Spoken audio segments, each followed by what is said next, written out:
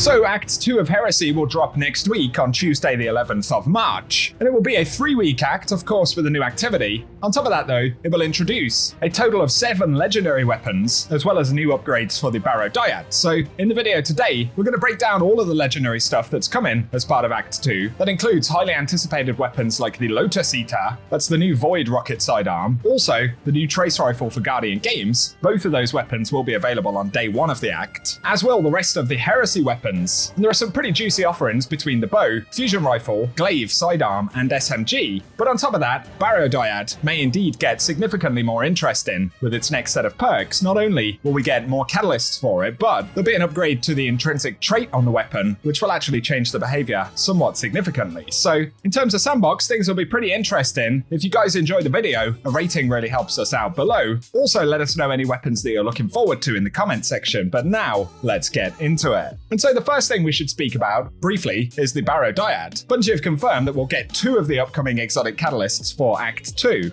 And the remaining catalysts will drop in April with the launch of Act 3. So the catalysts for the moment will include Target Lock and One for All, and there'll be some quests and pursuits to unlock those. But additionally on the weapon, the Taken Divergence trait will actually come with a different version. So currently, hitting 3 different targets generates a large amount of Blight, and Blighted Seekers bore through targets. However, there is an alternate version of this trait called Taken Ambition. This was actually shown on the weapon during Bungie's livestream, and Blight generated increases the longer this weapon remains on a target. Then Blighted Seekers burrow into targets and explode. And so the rounds burrowing into targets and exploding sounds a little bit similar to something like Malfeasance, and on paper, it could be a significant behavioral change for the weapon. Obviously with those large magazines and perks paired up like Target Lock, Taken Ambition could be pretty interesting, and it almost seems like Target Lock is designed to pair with Taken Ambition, where One for All is more likely to pair well with Taken Divergence. Obviously it will allow Barrow Dyad to do more damage, whether that will simply be good for, tankier targets, or potentially even in a DPS setup in some capacity. We will just have to wait and see, but it certainly appears to have the potential to be pretty good and a significant improvement over the base version of the weapon we have now. So share your thoughts on that. Otherwise, not necessarily Heresy themed specifically, but we'll be getting the Lotus Eater Adept dropping from Grandmasters next week, and of course the normal variant will drop in base Nightfalls. So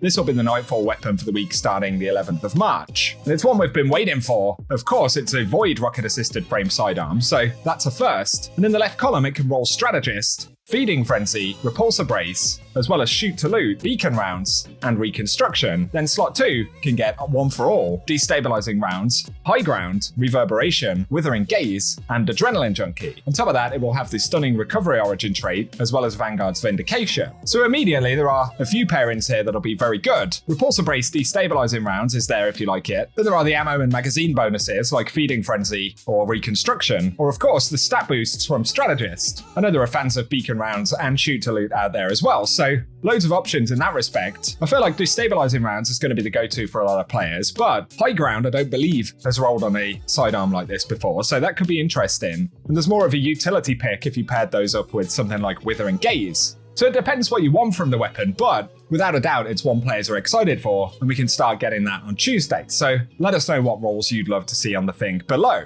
Otherwise, Guardian Games is also launching next week, and that has a new Trace Rifle. Of course, they're adaptive frames. This one comes with arc damage, so it's the second arc trace that we've had for this episode, but first trait column can get Overflow, Hipfire Grip, Discord, Recycled Energy, and then Perfect Float, Dynamic Sway Reduction, or Eddy Current. And those can pair up in the second slot with Detonator Beam. That's a pretty fun new Trace Rifle perk this season. It can also get Rolling Storm though, as well as Killing Tally, Jolting Feedback, Closing Time, Harmony, and Killing Wind. So I'd love to get your thoughts on the rolls for this below. It's a positive that both Rolling Storm and Jolting Feedback are options on this. So again, they'll be some pretty nice options. On to the rest of the Heresy weapons though. These will initially drop from the Court of Blades, which is the new activity for the second act. Then they'll possibly be introduced into the loot pool for other Heresy content like the Nether. Of course, the Adept versions will drop from the Expert Court of Blades, or the normal versions in the standard variant, and we'll once again get shiny versions of these dropping potentially as well. So looking at the Anamnesis, this is a Void lightweight frame bow.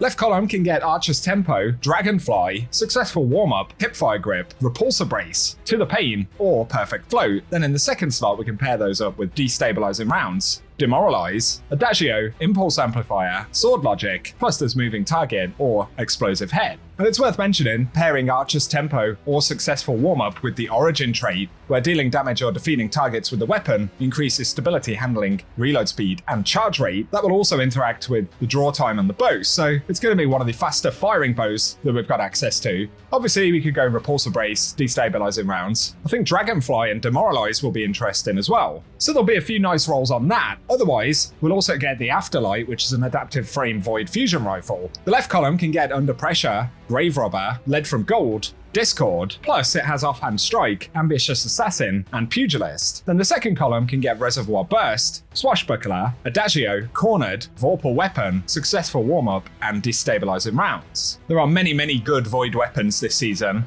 However, we'll also get a kinetic slot glaive. This is Refusal of the Call, and it comes with strand damage. The first trade column can roll Impulse Amplifier, Slice, Tilting of Windmills, Envious Assassin, Replenishing Ages, Discord, and Autoloading Holster. Then the second slot can get Melee Momentum, Vorpal Weapon, Unstoppable Force, Sword Logic, Close to Melee, Disruption Break, and Beacon Rounds. Quite a few interesting things to play around with on it, really. Replenishing Ages paired up with Melee Momentum could be pretty decent. Obviously, there are damage bonuses that kind of speak for themselves. We could do combos like Discord and Sword Logic, or Tilting and Windmills and Melee Momentum. So these weapons are quite flexible, really, depending on what you're looking for. Otherwise, there's the Division, which is a heavy burst arc sidearm, so we don't have too many of these in the game. Left column can roll Perfect Float, Eddy Current, then there's Hipfire Grip, To the Pain, Pugilist, Grave Robber, or Encore. Then slot 2 is able to get Volt Shot, Kill Clip, Sword Logic, Swashbuckler, Offhand Strike, as well as Eye of the Storm, or Surround It. Eddy Current Volt Shot could be pretty good, or indeed the magazine bonuses like Grave Robber, plus the second slot has a bunch of different damage bonuses depending on what you're looking for. It'll probably be a bit overshadowed by other sidearms in the game, but there'll be some decent rolls on it. Otherwise, the final weapon for Heresy is the Mirror Imago, which is an adaptive frame strand SMG, and the first trait column can get Recycled Energy, Subsistence, Grave Robber, as well as Pugilist, To the Pain, Moving Target, or Overflow. Then slot 2 can get Hatchling, Target Lock, Swashbuckler, Sword Logic, plus we have Permeability, Offhand Strike, or Unrelenting.